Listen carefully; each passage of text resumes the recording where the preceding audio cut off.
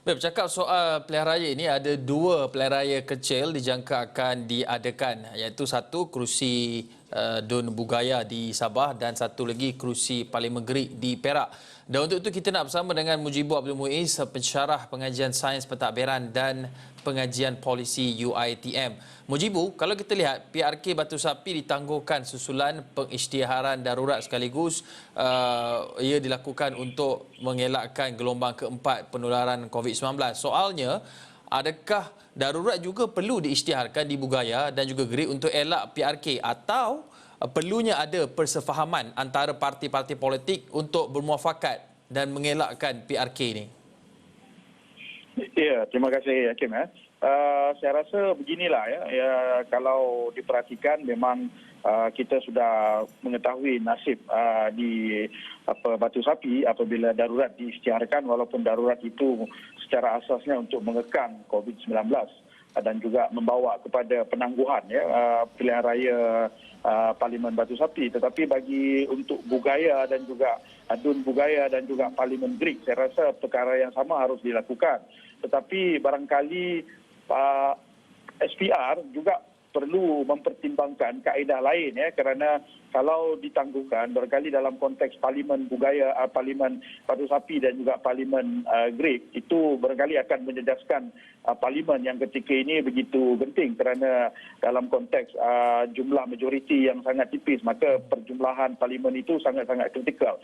Jadi barangkali boleh mempertimbangkan undi-undi seperti mana yang berlaku di negara-negara lain, seperti mana mempermudahkan cara pengundian melalui undi pos ataupun lebih terkini dan lebih mudah, iaitu undi secara dalam talian. Barangkali ini yang barangkali boleh dipertimbangkan berbanding kalau ditangguhkan dan juga menunggu kepada pilihan raya secara fizikal itu berlaku selepas darurat berlalu. Ataupun ada lagi option yang sepatutnya berlaku, yang kita jangkakan sepatutnya berlaku di dalam konteks pilihan raya Parlimen Batu Sapi, iaitu setiap ahli-ahli parti memberi laluan mudah ataupun secara gentleman membuka laluan kepada kemenangan tanpa bertanding kepada calon-calon incumbent, seperti mana yang kita tahu ada parti-parti yang telah menyatakan hasrat untuk tidak bertanding dan menyarankan memberi laluan mudah kepada warisan di Batu Sapi. Dan barangkali template ini boleh digunakan di Bugaya dan juga di Gerik selepasnya. Tetapi adakah parti-parti politik bersedia untuk menggunakan apa yang disebutkan Mujibu tadi, iaitu memberikan laluan mudah kepada incumbent ataupun penyandang sekaligus mengekalkan status quo sebuah kerusi DUN atau parlimen itu? Ya, saya rasa mereka bersedia. Kerana kalau dilihat pada kenyataan-kenyataan pemimpin-pemimpin kanan setiap parti, mereka bersetuju dengan cadangan itu bagi mengelakkan adanya pilihan raya. Tetapi barangkali jugalah ada sedikit vacuum di situ kerana kita risau apakah parti-parti ini bersedia, tetapi akan ada calon-calon proksi seperti mana yang berlaku di pilihan raya Slim, walaupun tidak ada parti utama yang bertanding, tetapi ada proksi daripada parti tertentu diletakkan untuk bertanding di situ, dan juga kemunculan calon-calon bebas yang barangkali kalau mereka itu hadir pada penamaan calon dan penamaan mereka itu diterima, maka terpaksa juga diadakan pilihan raya. Jadi mungkin kegusaran beginilah yang timbul, maka membawa kepada pengumuman darurat di Batu Sapi. Tetapi sebenarnya kita menjunjung kasihlah kepada titah duli tuanku untuk mengelakkan sebarang pilihan raya dan membawa kepada penangguhan yang akan kemudian ada pilihan raya. Cuma barangkali dalam keadaan sekarang kita mungkin mampu untuk melakukan pertimbangan bahawa ada option-option lain dalam konteks PRK di Bugaya dan juga di Gerik nanti.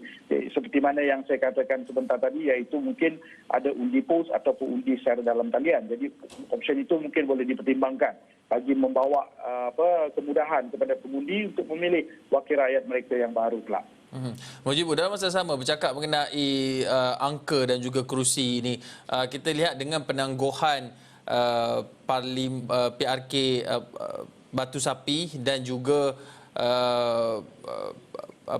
Parlimen Gerik di Perak ini bermakna jumlah ahli parlimen di Dewan Rakyat juga berkurangan, dan melihat kepada konteks masa iaitu majoriti tipis yang dimiliki oleh Pagoh, bagaimana ini nanti akan memberikan kesan kepada hari penting iaitu pada 25 hari bulan nanti apabila ahli-ahli parlimen ini mengundi sama ada untuk menyokong belanjawan di 2021 ataupun tidak? Ya, sudah tentu ini menjejaskan kerana dalam kedudukan semasa kita hanya mempunyai 220 ahli parlimen daripada sepatutnya 222.